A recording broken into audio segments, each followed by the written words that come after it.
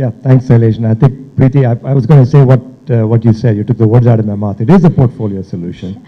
No, I wouldn't put all my money in windmills or coal if I had any money at all to invest. But reality is that I think Shivram said it. You have to do things that make economic sense.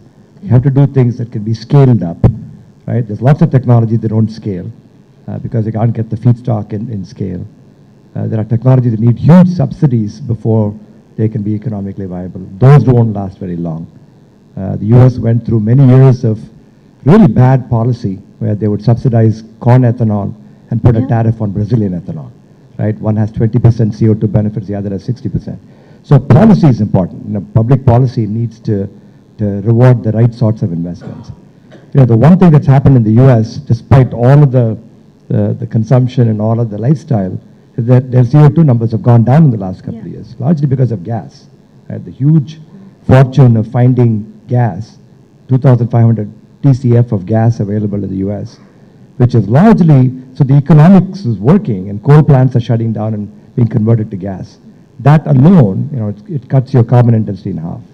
So you have to look at individual solutions like that to keep working at it, while continuing to promote biofuels as we do with solar applications, with windmills. So you've got to do that all, and I wish you could turn off a light switch, stop using coal or fossil fuels or gas, and jump into something else. And if you did that, of course, you would stop the world economy, come to a screeching halt. So it is a portfolio solution, unfortunately. Spoken like a true chemical engineer, I must say.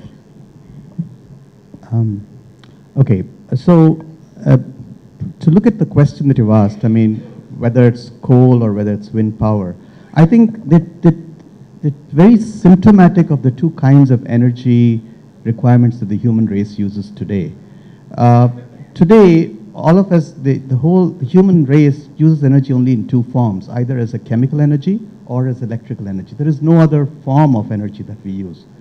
And the issue is that the chemical energy use is not going to go away because nothing approaches the energy density of fossil fuels.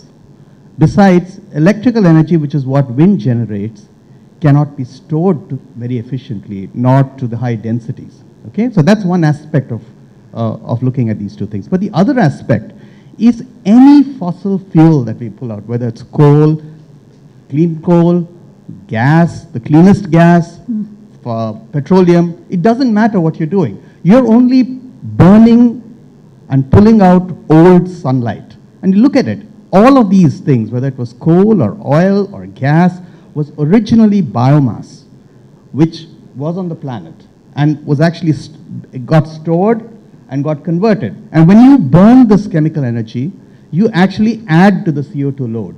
Well, you can add less or you can add more. If you burn gas, you add less CO2 to the atmosphere for every BTU of energy that you release. But you still add, you keep adding.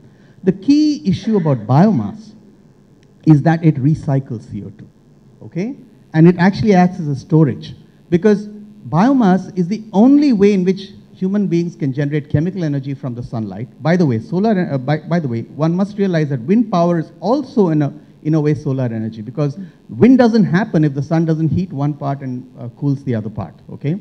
So biomass is the only way we can generate chemical energy in a CO2 neutral way.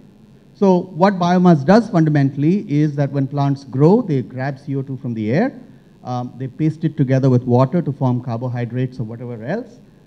They store the sunlight as energy using the process called photosynthesis. And then using today's modern biotechnology, you can convert it to any kind of fossil fuel that you want, including drop-in replacements for petroleum. And then you could burn that. When you eventually burn that, you get back the CO2 to the atmosphere. So this is one very sustainable way of doing it. But what's the problem, as I mentioned before, with sunlight and biomass, is that it's an area game, okay? Because sunlight shines exactly the way it will shine. You cannot tell sunlight shine more on this side of the table and shine less. You have no control over it. You just have to go up and pick it up. So you'll soon realize that the countries which are the leaders in the biofuel game are the countries which have the largest amount of land area per person. Which is it? Number one, Brazil. Okay. Number two, the United States. Okay. What about India? We have to think local. Now, I'm going to take a couple of minutes to really explain the gravity of the situation for this country. Is that India has a population of 1 billion. We have the lowest amount of land per capita in the entire world as a country. I'll show you an FAO graph on this. Okay, it's all on the website. So what does that mean for our country is that in the history of our country, we've been very lucky that we've had solutions prepared for us elsewhere, whether it's the automobile, the aeroplane, the mobile phone, which fortunately for us find application in our society. But when you talk about renewable energy, we don't have clean energy, we don't have shale, we don't have gas, we have a lot of coal, sure, we can try and burn that. But when you come to renewable energy, we also lack the fundamental ingredient, that is area. Okay? We also, to grow biomass, you also need fresh water, because that's part of the whole agriculture. We are one of the most freshwater scarce countries on earth. So what do? So one of the solutions that we've been thinking of innovating is, since it's an area game, we fortunately have a lot of sea. So we can grow up and carry out agriculture on the sea. There are plants, fortunately, that will grow in the sea, that will grow on salt water, will capture the sunlight for us, and we can convert that into biofuel. That's the startup we are trying to do. It's a very, very bold concept. We don't even know how far it will go. But we have to look at solutions that are capable of changing the paradigm, because this is one case where solutions invented outside may not always find application here. That's all I have to say. Thank you for the question.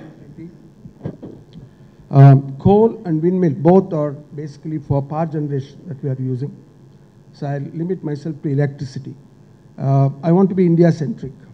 Today, India per capita electricity consumption is 900 units, 850 to 900 units. World average is close to 3,000 units. United States is 14,000 units, and Germany is 6,000 units per person per year. We are nowhere in the list of electricity guzzling societies. But even this 900 units per person doesn't give the right picture. 300 million people at the least in India don't have access to electricity.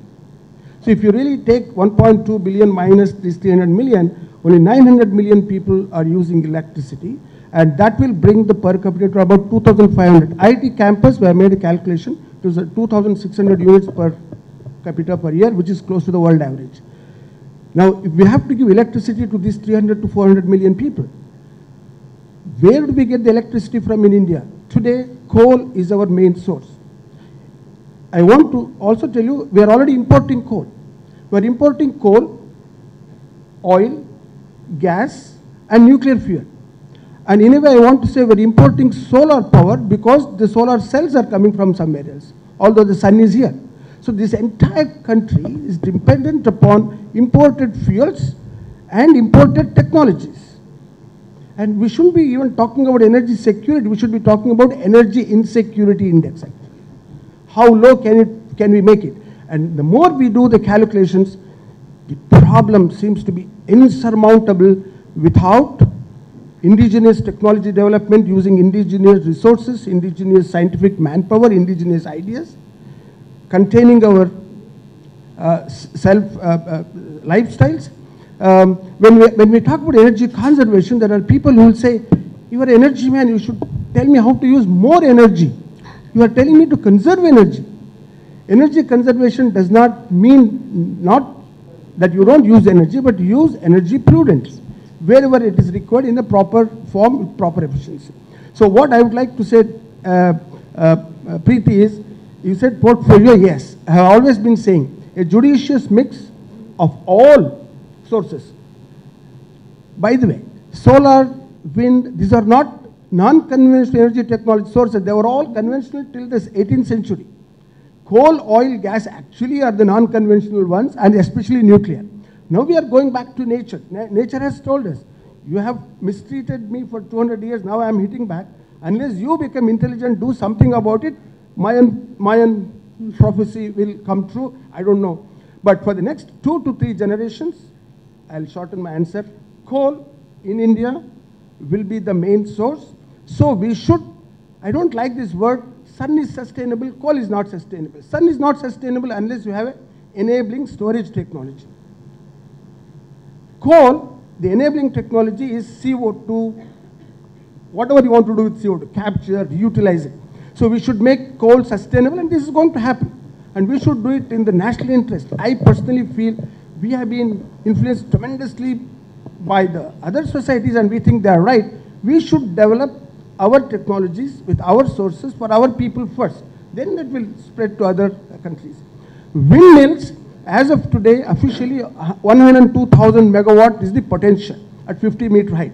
You add up all the, at least MNRE numbers for biomass, wind, hydro, excepting solar, because we just don't know. As I said, the area that is available and all that, we are not very sure at this time. You add up all these renewable sources for electricity, they form a small part of what they can actually contribute. Even if you utilize the entire potential by 2035, we'll be using coal, gas, and nuclear.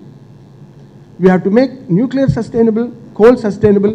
Whether coal will be king, yes, for at least 3 generations. And then sun, when you say windmill, I take it in expanded renewable energy sources. I think they'll come up as they go up in contribution. Coal, gas will continue. At least in some of the leading countries, there are 200 years worth of coal. So they're not going to stop. And we have to develop these CO2, whatever CO2 technologies. And India must follow its own course, utilizing more and more of coal, developing underground coal gasification, in which you work, and CO2 technologies. Coal will be the king for the next 3 generations. Thank you. I'm supposed to be an unbiased moderator, so I won't talk too much more about coal. I don't expect this side of the panel to thump their fist for coal for sure, but I'll hand it over with the king coal versus windmills question. I think a lot that needs to be said has been said, and I completely agree with the point of view that finally it is about the sun in some form which has been converted, whether it's wind. I think the key point here is that, and the solution is really around technology and the cost of technology. The good news we have is that finally solar has achieved grid parity on its own terms. I mean, it's no longer needed the support of various governments. And I think we have a lot to thank China for that, because today Chinese PV cell manufacturers are able to give cells which are at a cost where you can actually produce electricity at the same cost as what we have conventional sources like coal. I suppose we can't run away from coal, so the answer is that it's got to be a portfolio. The other, I think, highly under-recognized or underutilized form of energy is biogas. And for a country like ours, where even toilet per capita is so low, it's a travesty that there are 1 billion people and there's a lot of energy that's literally going down that hole. You know? So let me leave it at that. So when you initially asked the question, I first heard it as king coal. Then I heard it as clean coal. And then I reheard it back as king coal. So I'm a little confused on what it should be. But even if I knew it was one of the two, I don't know how I would answer that question. So I'm just going to say something completely unrelated. For 2 minutes then. Actually, to me, the bigger problem is not technology, it's not policy, it's not financing in itself. And we typically end up addressing each of these questions with saying, oh, if we had a good technology, or the technology is being developed, it works, or if we had good policy, it works, or financing, it works. I would like to propose another idea. I mean, obesity is becoming a huge problem for the species, right? Which means stored energy. So there must be a way where we can actually, I mean, look at the potential energy we have. I mean, the biggest species, it's just pervading the planet, right? We do crazy things like, we take cars to work, and then we go on a motorized treadmill to exercise to lose the weight, right? So there must be some way to capture this. I don't have the solution, but I think there's enormous potential in this. This might be an area to look at. So from biogas to this.